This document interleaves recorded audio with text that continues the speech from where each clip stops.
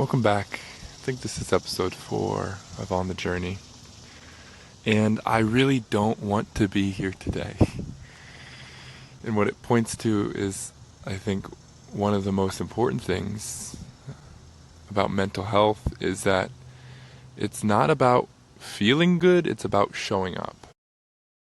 And true mental health isn't about chasing feelings. I think this is something that we've really gotten wrong in our society, is that we've become a society that focuses on chasing feelings rather than chasing goods, because our society is under the assumption that the things that feel good are good, and that the best way to have a good life is to fill your life up with good feelings. But this isn't true. I think this brings back to the values thing, but it's really kind of pretty simple. And so I guess I was thinking about about this today in the episode, although I don't know how long I'll be able to talk about it for. But the power of just showing up. Like, that's why I'm here right now. That's why I'm recording this episode. It's not because I think I have anything to share, because, to be honest, I don't feel that way right now. Not in a sense of like self-doubt, and not in a sense of like, I don't think I have anything of value. I know I do believe I have that, but I don't feel motivated right now. I don't feel inspired right now. I don't feel like this episode will probably ever be seen or valued, and that's okay to me, because what I'm practicing right now is, for me, it's about just showing up. And I've come to really believe in the process over progress. Our culture is such a product emphasis because our culture is so outward facing. What can you see? And we're missing any kind of underlying, like, well, what's really happening here? We're so visual, we're so audible, we're so material that we've lost any sense of non-seen goods. And this is kind of a core concept that I learned in my philosophy of ethics classes in college that has really struck with me. And it's in Nicomachean ethics. Aristotle talks about different types of goods. And he defines two different goods. Things that are good because of what they bring about. Utilitarian goods, or instrumental goods, is two ways to call it. And the other types of goods is things that are good in and of themselves. They're good because by their very nature they're good. And so a great example here is a car. What really defines a car as good or not is, does it get you to your destination?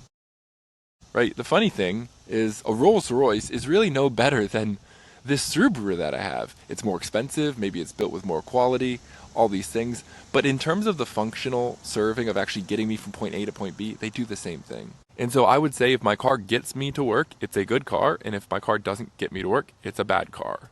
Right?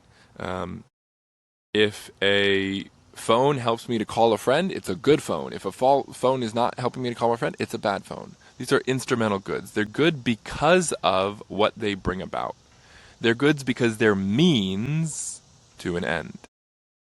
In constituent goods, in things that are good in and of themselves, these things are not good because of what they bring about, although they often bring about many good things. They're good because it's in their very nature. And Aristotle talks about friendship. Something like friendship. Friendship is not good because it helps us to not be lonely, because it gives us a social support, because it makes us feel good. Friendship is good in and of itself, by its very nature. And these goods are the highest level of goods, the goods which we ought to strive for. And these are spiritual goods, they're immaterial goods. So things like patience, things like kindness, these are the virtues. Humility is good. Now, humility is it brings about many good things. It's easier to be friends with people that are humble.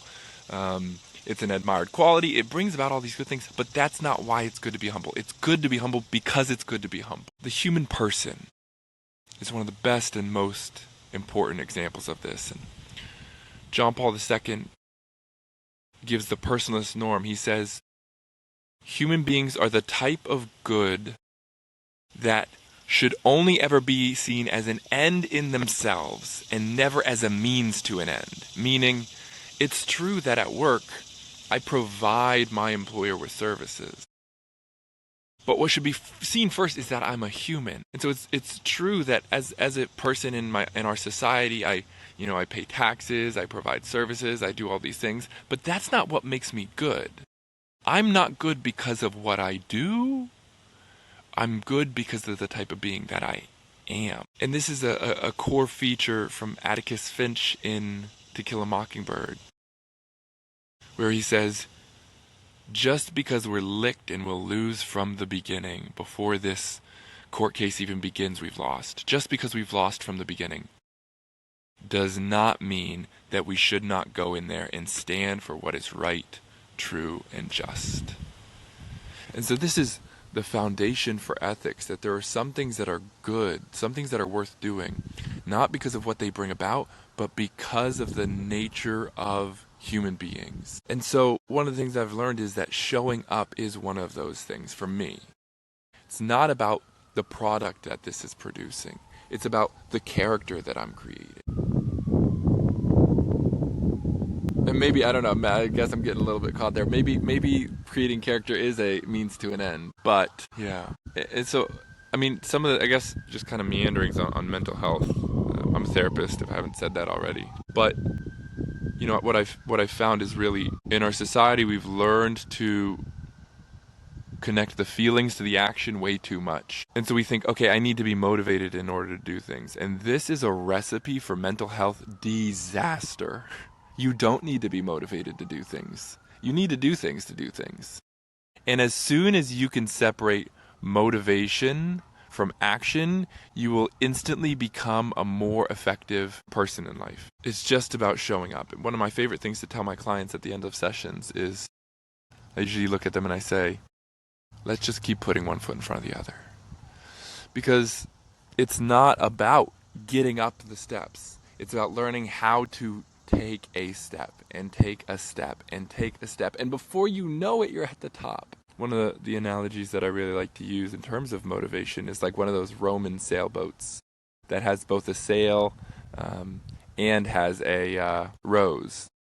And if you're waiting for motivation to take action, what you're doing is you're like a Roman sailboat that has its sails out, that's waiting for the wind, even though you have oars right next to you.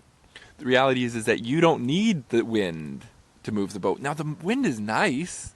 And hell, if we're rowing the oars and the wind is blowing, that's great too.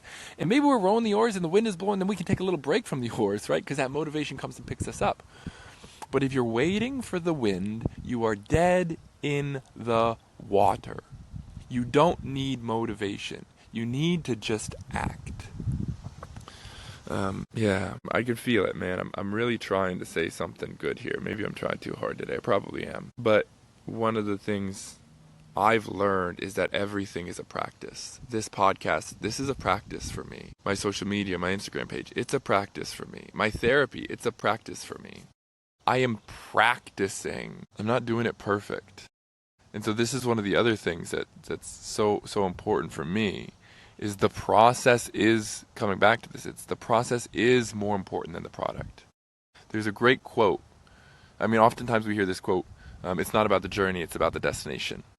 And there's another kind of version of that I've heard from Father Richard Rohr, and he said, how you get there is where you'll arrive. The process you use to get there is the product you'll receive. And so, for example, if I'm trying to achieve a goal, if I say, man, I want peace in my life, and I say, well, damn it, JP, you're not trying hard enough. You need to be more calm. You're too judgmental. You're doing all these things. That's all just judgment. That's all just more criticism. That's all not peace.